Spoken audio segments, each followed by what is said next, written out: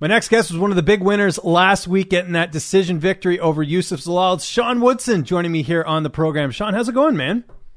Doing great, man. On cloud nine. How you doing? I bet. I'm not on cloud nine, but what a win that was on Saturday. Before we talk about the win and all that, what was the game plan heading in? Because it seemed like you really were able to neutralize Zalal's weapons. Game plan heading in was just to try and keep it on the feet and strike it out when I can and defend those takedowns. I knew he was coming with the takedowns. I just didn't know so many of them. But yeah, just same game plan every fight, really. Nothing real specific for that matchup. It was just keep it on the feet and pressure him and strike as much as possible. Now, I know for this camp, I believe you didn't get to use James Krause because of some relationship he has with Factory X. How did that impact you in the fight, or did it not at all? Because I know you're used to sort of having James in there for you. Yeah, no, it didn't really impact me. It didn't really impact me at all. This was a 12-week camp. I spent, the entire camp with my team here back home. Before I got this matchup, I had already decided to do, my next UFC fight camp back home with my guys I started with.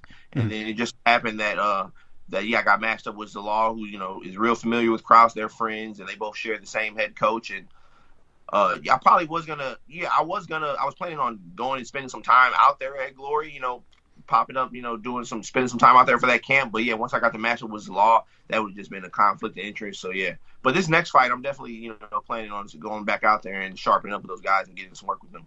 Gotcha. Okay, that makes sense. Anything about Yusuf surprise you in this fight that maybe you weren't expecting?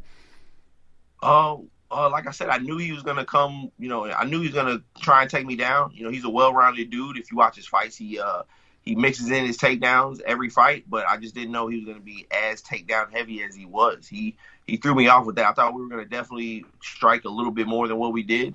And yeah, I wasn't expecting, I forget what it is, just 15, 20 takedown attempts. Yeah, he threw me off with that. Yeah, no, a little bit. So it goes to the judges' scorecard. What's going through your head at that point? Because, it was a close fight, but I'm sure you felt like you had it. But when you started hearing the scorecards, what were you thinking at the time? Yeah, it was a really close fight. I wasn't completely sure that if I had it or not, to be honest with you. I felt great in the back. I felt great all week, leading up to that fight. Felt amazing walking out to the fight. But the moment the fight started, everything just felt off to me. I don't know if if you're familiar with me speaking about it before, but I've never believed in ring rust. I'm one of them guys that I used to be one of those guys that didn't believe in ring rust at all, but I definitely felt some ring rust that fight, that being my first fight in about a year. And yeah, just everything fell off. And so when that fight was over, in my mind, I didn't know which way it was going to go. But the moment they started reading the scorecards and I knew it was a split decision, I was 100% confident it was going to go my way. And I knew he had won the first round for sure. The second round was iffy, and I was completely confident I had won the third round. So I was thinking it came down to that second round, and yeah, but the moment they started reading the cards and I knew it was a split, I knew I had it. I want to talk a bit about this weekend's card, UFC 263. Just get your thoughts on it as a fighter. We've got a really interesting fight in the welterweight division. We've got Leon Edwards taking on Nate Diaz. Leon Edwards like a minus 500 favorite on Fanduel right now. Nate Diaz is like plus 400. Who do you like in that fight? Because that's pretty crazy odds on that one. Yeah, I love Diaz, man. I've been a Diaz fan for as long as I can remember, both him and Nick. But I mean, I feel like he's it. I don't want to say in over his head. Just Leon is firing on all cylinders right now. I feel like Nate's towards the back end of his career. He's a superstar, but I just feel like he's towards the back end of his career, and I feel like Leon is going to win that one pretty handily. Co-main event, Deiveson Figueiredo, Brandon Moreno. Deiveson Figueiredo, but a minus 250 favorite on FanDuel. Brandon Moreno, the comeback, plus 205. Who do you like in that one? That's a hard one to pick, man. That first fight was, so close. Figueiredo is such a savage and, a monster at that weight class. But Moreno is such a gamer, man. I don't know, man. If I had to pick right now off the top of my head, I'd probably go with Moreno just because I know he's really, his confidence probably at an all-time high, especially as close as that last fight was. And I know he's probably motivated to get in there, and he was so close to winning that last one, so I know he's probably extra motivated to get in there and do what he needs to win this one. And then the main event, Israel Adesanya, Marvin Vettori, the rematch. This time Adesanya is the middleweight champion. He's about a minus 275 favorite. Vettori plus 220. Who do you like in that one? I got to go with Adesanya for that one. I definitely believe Marvin Vettori has more of a chance than people are giving him, but yeah, I think Adesanya is gonna put him away this time, if I'm being honest. I know a couple days removed from the fight, but when are you looking to get back in there? I know you want to enjoy some time off, I'm sure, but when are you looking at having your next fight? Yeah, it was a long training camp for this one. It was a 12-week camp, so yeah, I would like just a little bit of time off. When I say a little bit, I mean a little bit. I'm just gonna take the rest of this month, June, to relax and heal up from a couple little nagging injuries I got. In July, I got a vacation plan with the family, but right after that, I'll jump back to training, hard in August. And then, that leaves me August and September to prepare. And I'd like to fight August, September. I'm bad with my months. August, September, October, November. I'd like to fight October and November. There you go. Don't worry about it. You get punched in the head for a living, so it's it's understandable that when it comes to planning stuff. You glanced over it there. Where are you going on vacation? I'm curious. Key West, Florida. Oh, nice. That's awesome. So that's cool.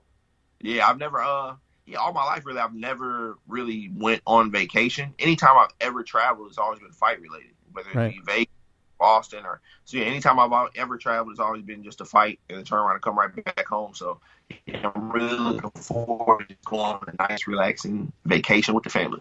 Yeah, well deserved as well. I got to know as well. I know the cut to 145 you can make it, but how much do you weigh in between camps? Like, do you put on a lot of size, or because you're a big guy for the weight class, you must be the tallest. You got to be one of the tallest guys in the division.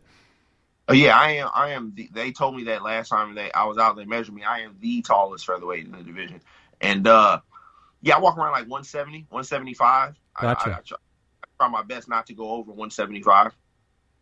Crazy. That's awesome, man. And any opponents that interest you when you return? I know the division could look different when you get back, but what sort of anyone in mind as far as your next fight? Yeah, I've actually mentioned it in a couple of my interviews. I'd like to fight. I don't want to say his name wrong. Josh Kulenbaugh. Oh yeah. Yeah, I'd like to fight that guy. I watched him fight 2 weeks ago. He picked up a nice win, and main reason I want to fight him, it's just totally recency bias. I just saw him win. We've both fought around the same time, so I feel like turnaround time should be the same. I saw he said he's looking to get back in there October, November. At the same time, I want to fight.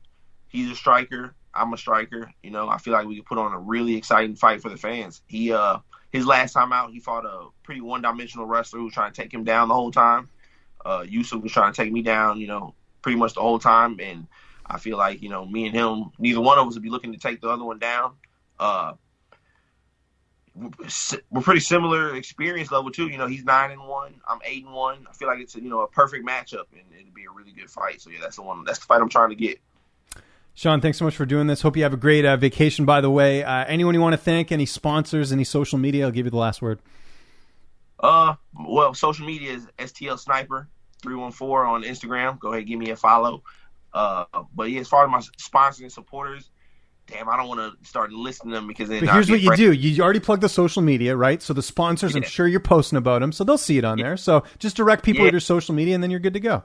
My man, there you go. Yeah, go check out my Instagram on STL Sniper. You'll see all my sponsors. I've shouted them all out on there. But yeah, all my sponsors and supporters, they know who they are, and they're all here in St. Louis. So yeah, all my people here in St. Louis love my city. Go check out my Instagram. You'll see who they are.